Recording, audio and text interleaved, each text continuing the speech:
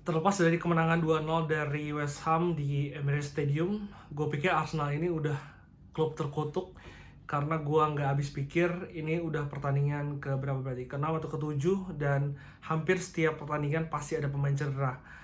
Hari ini Martin Odegaard, kapten dari Arsenal, mengalami cedera dan ditarik tadi pada babak pertama dan juga pencetak gol yaitu Declan Rice juga akhirnya ditarik di pertengahan babak kedua karena sebelumnya dia seperti memegangi pinggang dan memang ini menjadi masalah yang sudah dihadapi Arsenal berpuluh-puluh tahun yang lalu.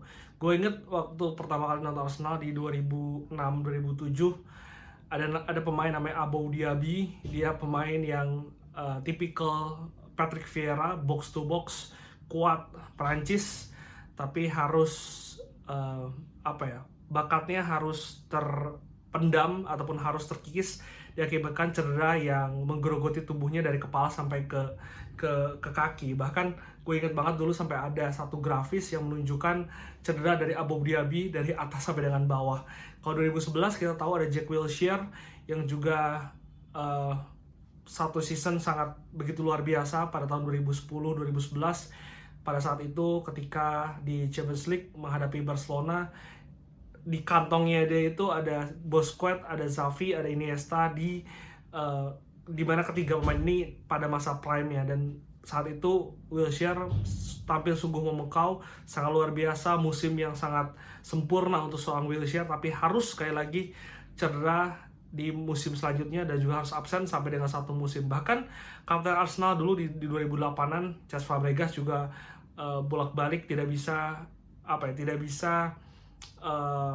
konsisten bermain terus satu season, sehingga kadang-kadang itu yang menjadi membuat Arsenal gagal juara. Karena kita tahu Arsenal dalam beberapa musim pada saat itu di paruh pertama selalu menjadi juara paruh pertama, namun di paruh kedua ketika sudah mulai bulan Desember baru agak goyang dikarenakan kedalaman squad yang tidak baik.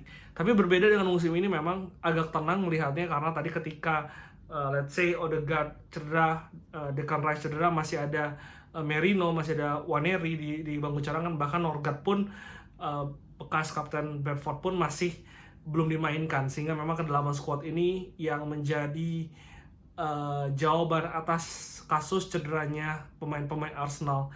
Tapi kalau misalkan kita lihat, memang ini merupakan jawaban dari sejumlah pemain yang memang dibeli oleh Mikel Arteta pada awal musim ini, karena kita tahu pada awal musim ini banyak pemain yang datang, bahkan ada sampai lebih dari 5 pemain yang datang dari berbagai posisi, sehingga itu mengejutkan gue sebagai fans Arsenal. Tapi memang ini merupakan tujuan dari pembelian pemain-pemain tersebut, dikarenakan memang Arsenal, mungkin Mikel Arteta tahu di musim lalu Arsenal gagal juara, di musim sebelumnya juga gagal juara dikarenakan pemainnya ini gonta-ganti cedera dan tidak ada pelapis yang selevel yang bisa menggantikan pemain-pemain yang cedera. Masih ingat musim lalu ketika Kai Havertz harus menepi, Gabriel Jesus juga harus menepi, Trossard bahkan cedera, yang menggantikan di lini serang adalah gelandang dari Spanyol, Merino, yang juga harus dijadikan striker. Memang cukup efektif, tapi baik lagi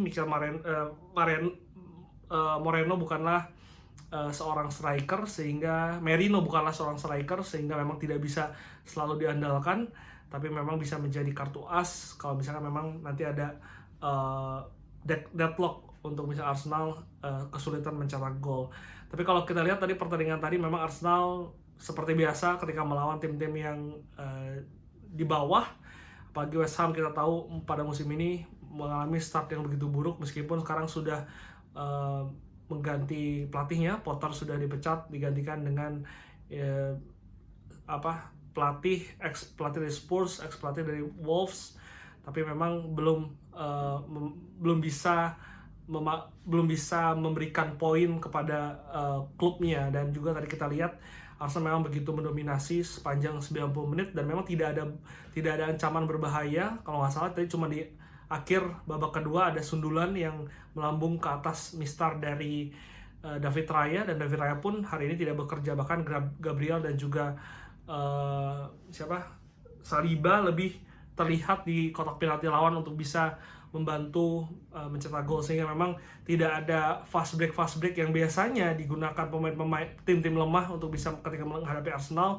Mereka bermain low block lalu juga mengandalkan transisi cepat, tapi memang tadi tidak ada, sehingga memang Arsenal bisa memanfaatkan keunggulan. Tapi tadi yang perlu digarisbawahi adalah bagaimana support dari lini kedua dari Arsenal yang bisa membuat Arsenal akhirnya mencetak gol dari Declan Rice, karena sebetulnya skema tersebut sudah terlihat sebelumnya, di mana ada peluang dari Eze yang juga sudah siap di posisi yang menunggu bola-bola rebound ketika Saka memberikan umpan kepada Gyökeres, dan tadi berhasil di percobaan kedua.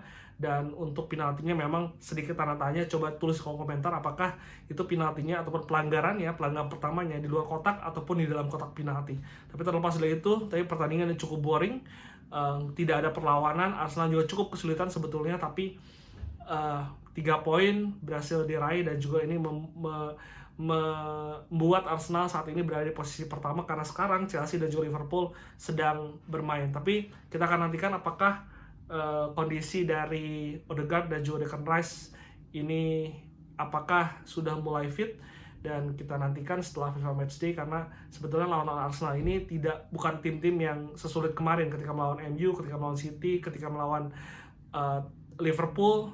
Tapi kita tahu Arsenal juga suka kehilangan poin ketika menghadapi tim-tim kecil. Kita akan nantikan apakah Arsenal bisa berbicara banyak di musim ini.